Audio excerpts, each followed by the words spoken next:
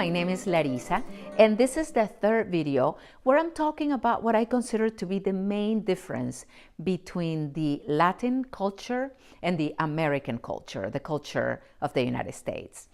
In the first two videos, I was talking about the two main religions that were brought from Europe to America, but I was talking about the ideological aspects of these two religions. So these videos are not really about religious matters, they're about ideological matters, but I digress.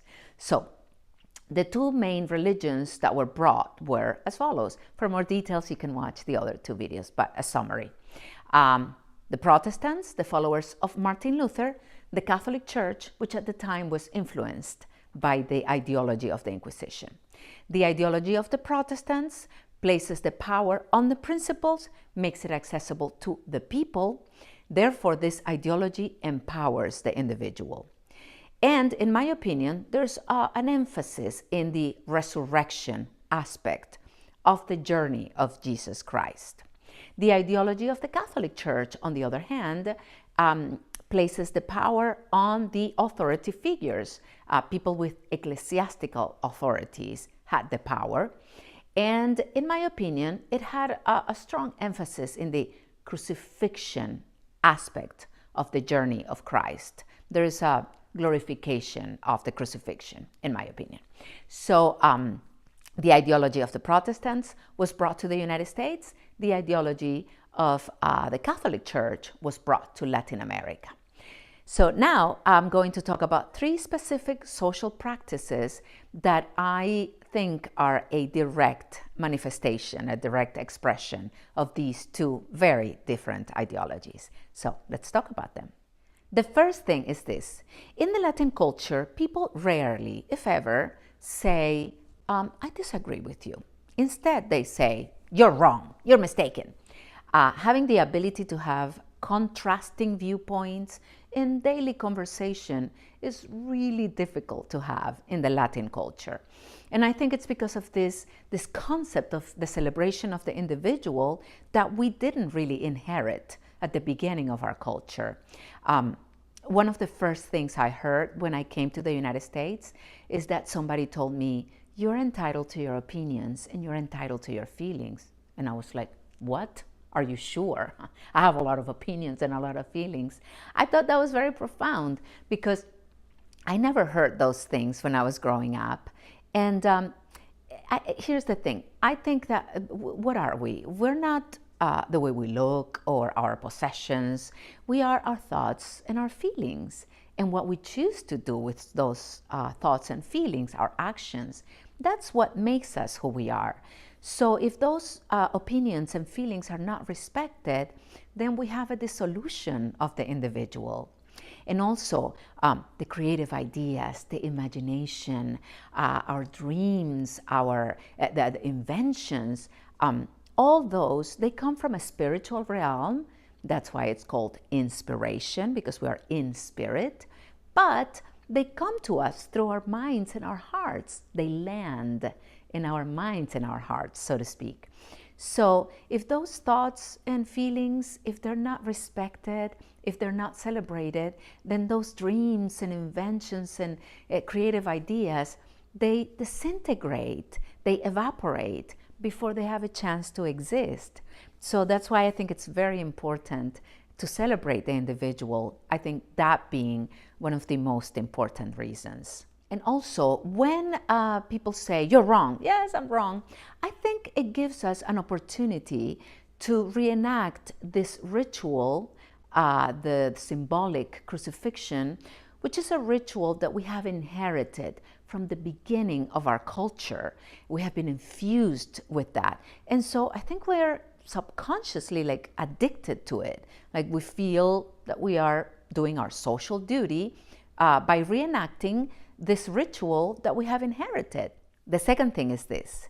In Spanish, the word boundaries doesn't exist.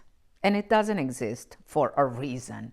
It's really hard to set boundaries in the Latin culture. At least that was my experience. That has been my experience.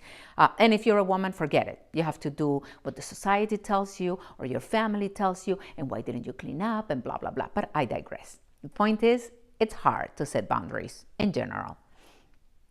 Now, the closest translation to boundaries is limits, límites. But a limit is not exactly a boundary. It is as if a boundary is the white picket fence of the psyche, and a limit is the alarm system of the psyche. In other words, a limit is what goes off once your boundaries have been trespassed, when you're upset, and the boundary is what you set to avoid getting upset. So they're very difficult to set in the Latin culture, in my opinion. And also, I think that when people trespass your boundaries, or when you allow people to do that, and you go like, oh, nobody respects me, they walk all over me. It gives the person an opportunity to reenact this ritual of a symbolic crucifixion, of feeling like, oh, and this nobility in suffering. And this is the ritual and the ideology that we have inherited from the beginning of our culture. The third thing is this. In the Latin culture, the practice of making amends is not a celebrated social practice. Unlike in the United States, that when people make amends, the society takes those amends very gracefully, and people really believe in the possibility that people can change, that people can redeem themselves. In the Latin culture, we're not so open to that. And I think it's because of that, because we didn't inherit this concept of the resurrection, this possibility that people can reinvent themselves, that they can truly change.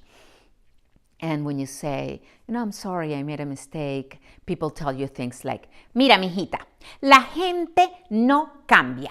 El que nace barrigón, ni que lo fajen chiquito. Genio y figura hasta su sepultura. Which means people don't change. People are born a certain way, and that's how they die. Because we're not open to this idea of the resurrection.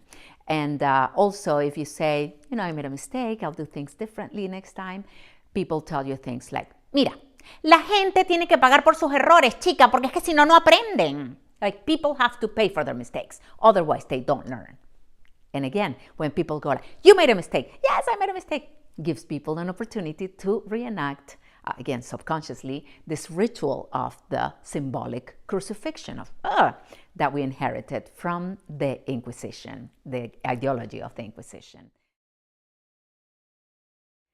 In my opinion, in order for people to achieve what you see people doing in the United States all the time, which is that they recover from horrible things like psychological abuse or emotional, physical, even sexual abuse, or to recover from drug addiction, alcoholism, and all sorts of addictions, in order for people to do that, it's very important to embrace this concept of the resurrection, of a symbolic resurrection, of being cleansed through a spiritual power, whatever that is. And so I think that's very, very important. And also for people to reinvent themselves, to rewrite their own stories.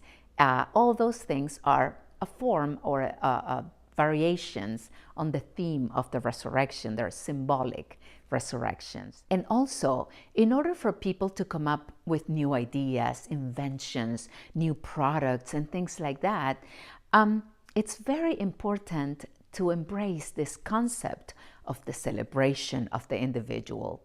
And these three practices of which I spoke before, the ability to disagree, the ability to set boundaries, and the ability to make amends, even though they seem like meaningless, innocent things, they are very, very important to protect the individual so that each person can blossom.